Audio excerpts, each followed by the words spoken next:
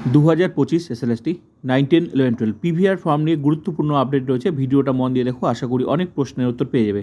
PVR ফর্মে তোমরা দেখো এটা ক্যান্ডিডেট আইডি আছে, এটা অনেকেই বুঝতে পারছে না কি লিখবে। আমি তোমাদের দেখিয়ে দিচ্ছি এখানে কোন ক্যান্ডিডেট আইডিটার কথা বলা হয়েছে। ঠিক আছে, ভালো করে ভিডিওটা মন দিয়ে দেখো। তো চলো দেখে নেওয়া যাক। মধ্যশিক্ষা পর্ষদ 17 তারিখে ভেরিফিকেশনের জন্য যাদের নামে তালিকা দিয়েছে, নোটিশ দিয়েছে। তো দেখো এখানেই তোমাদের ক্যান্ডিডেট আইডিটা আছে, যেটা পিভিআর ফর্মে কিন্তু লিখতে হবে।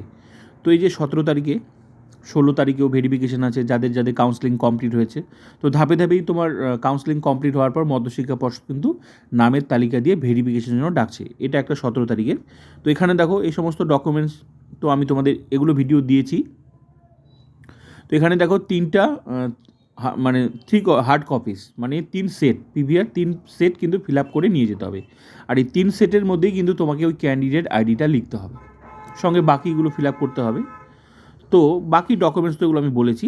তো এখানে পিভিআর ফর্মটা তো ডাউনলোড করতে হবে, আমি যেটা তোমাদের দেখালাম। এই যে দেখো, প্রত্যেকটা নোটিশেই কিন্তু তোমাদের ক্যান্ডিডেট আইডি আছে। এই ক্যান্ডিডেট আইডিটার কথাই ওখানে বলছে। তো ভালো করে দেখো, এক একজনের ক্যান্ডিডেট আইডি এক এক রকম। দেখো এখানে যে 57, ভালো করে দেখো, 570057, তারপর দেখো 0076, 77, 78, 79, প্রত্যেকটা ক্যান্ডিডেট কিন্তু সিরিয়াল নাম্বার আছে আলাদা করে। তো এখানে কিন্তু ক্যান্ডিডেট আইডি বলতে এই যে এটা, ওখানে কিন্তু রোল নাম্বার বলেনি। তো যেখানে যেটা বলেছে তোমাকে সেখানে সেটাই লিখতে হবে। ক্যান্ডিডেট আইডি পরিষ্কার করে এখানে উল্লেখ করে দিয়েছে, এবং এটাও হলুদ কালার করেও দিয়েছে ক্যান্ডিডেট আইডি। ঠিক আছে, তো ক্যান্ডিডেট আইডি কিন্তু এক একজনের এক এক রকম। ভালো করে দেখো, একদম 76 থেকে দেখো এই যে। তো যখনই যাদের কাউন্সেলিং হওয়ার পর মধ্যশিক্ষা পর্ষদ থেকে ভেরিফিকেশনের জন্য নোটিশ দেবে, সেই নোটিশটাতে তোমার যে নামটা আছে, সেখানে যে ক্যান্ডিডেট আইডি আছে এটা, যেমন এটা আমি দেখালাম কবে এটা ভেরিফিকেশন, এখনই বললাম এটা হচ্ছে কবে, 17 তারিখ। তো 17 তারিখে নামের তালিকা দিয়েছে। তো এখানে যে ক্যান্ডিডেট আইডি আছে ওই পিভিআর ফর্মে, এখানে যে ক্যান্ডিডেট, এই যে পিভিআর ফর্ম, এই ফর্মটা এই ফর্মে কিন্তু তোমার এই ক্যান্ডিডেট আইডিটা লিখতে হবে, যেটা তুমি এখান থেকে ডাউনলোড করে নিতে পারবে। এছাড়াও আমার ভিডিও আছে, প্লেলিস্ট ভিজিট করো, সেখানে তুমি পেয়ে যাবে। ঠিক আছে, পিভিআর ফর্ম ভিডিও আছে, কমেন্ট সেকশন লিঙ্ক করলে, ওখানে কমেন্ট সেকশনে লিঙ্কটা দেওয়া আছে, ক্লিক করলে সরাসরি তুমি পেয়ে যাবে। ঠিক আছে, পিভিআর ফর্মটা।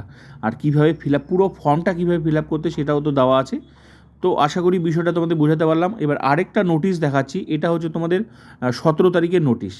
তো 17 তারিখের নোটিশে হচ্ছে যাদের নাম আছে তাদের এক একজনের এক একটা ক্যান্ডিডেট আইডি পরিষ্কার করে লিখে দিয়েছে হলুদ কালার দিয়ে। ঠিক আছে, এবার নেক্সট নোটিশ দেখব। এবার 16 তারিখের, এটা হচ্ছে 16 তারিখের ভেরিফিকেশান। যাদের 16 তারিখে ভেরিফিকেশান আছে, মানে কাউন্সেলিং কমপ্লিট হওয়ার পর মধ্যশিক্ষা পর্ষদ থেকে, তাদের নামের তালিকার সঙ্গে ডকুমেন্টস, সেম ডকুমেন্টস লাগবে। এখানেও দেখো কিন্তু ক্যান্ডিডেট আইডি আছে। তো এক একজনের এক এক রকম ক্যান্ডিডেট আইডি। এখানে দেখো 0057, এই যে 001, 2, 3, 4, এইভাবে কিন্তু যার যেটা ক্যান্ডিডেট আইডি তাকে কিন্তু সেটাই দিতে হবে। ঠিক আছে, তাহলে এটা আমি 16 তারিখে দেখালাম। তাহলে তোমাদের দেখালাম 16 তারিখের নোটিশ দেখালাম, একটা 17 তারিখে দেখালাম। এবার নেক্সট নোটিশ আরও দেখাচ্ছি।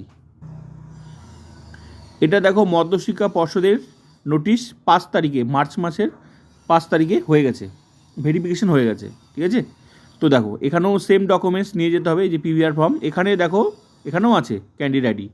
তো এবার দেখো এখানে ক্যান্ডিডেট আলাদা, ভালো করে দেখো, এই যে 00055, তারপর 0001, তারপর 2, 3।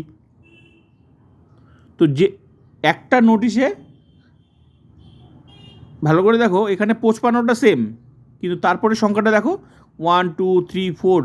তো যতজন ক্যান্ডিডেট এখানে আছে তাদেরকে ক্যান্ডিডেট আইডি এখানে যেটা আছে সেটাই উল্লেখ করতে হবে। তো ক্যান্ডিডেট আইডি নিয়ে চিন্তার কোনো কারণ নেই, তোমার কিন্তু এখানে উল্লেখ করে দিচ্ছে এবং হলুদ কালার করে দিয়েছে যে এই ক্যান্ডিডেট আইডির কথা বলা হচ্ছে, কারণ এরা তো চাকরি পেয়েছে।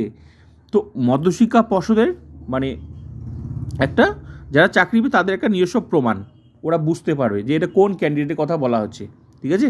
তো তার জন্য কিন্তু তোমাকে এই ক্যান্ডিডেট আইডিটাই ব্যবহার করতে হবে। এখানে যেটা আছে সেটা, অনেকেই খুঁজে পাচ্ছে না ক্যান্ডিডেটই কোথায় পাবো। তো এটা রোল নাম্বার আলাদা, তো ক্যান্ডিডেট আইডি বলতে এখানে পরিষ্কার করে লিখেও দিয়েছে ক্যান্ডিডেট আইডি। ক্লিয়ার? আশা করি বিষয়টা এবার বোঝাতে পারলাম। ভালো করে দেখো, এক একজনের ক্যান্ডিডেট আইডি একরকম, যার যেটা নাম তার সেটা ক্যান্ডিডেট আইডি। তো আমার মনে হয় না আর কোনো, তাহলে বিষয়টা ক্লিয়ার হয়ে গেল। এখানে কোন ক্যান্ডিডেট আইডির কথা বলা হচ্ছে? প্রত্যেকটা নোটিশে যার নাম থাকবে, যে নোটিশে মধ্যশিক্ষা পর্ষদের থেকে যখন নামের তালিকা দেবে, এখন যেমন তোমার 16 তারিখে 17 তারিখে ভেরিফিকেশন ডেকেছে, যাদের কাউন্সেলিং কমপ্লিট হয়ে গেছে, ওখানে যার নাম, যার যেটা ক্যান্ডিডেট আইডি এখানে কিন্তু তাকে সেটাই ইউজ করতে হবে। এখানে কিন্তু ডবল স্টার দিয়ে দিয়েছে, ভেরি ভেরি ইম্পর্টেন্ট পার্ট, অনেকেই বুঝতে পারছে না কোনটা। আর বাকি এই পুরো ফর্মটা কীভাবে ফিল আপ করতে হয় আমার ভিডিও আছে, দেখে নেবে, ঠিক আছে? তো এটা নিয়ে অনেকেই তোমরা টেনশনে ছিলে, তো প্লিজ ভিডিওটা like, comment, subscribe and share.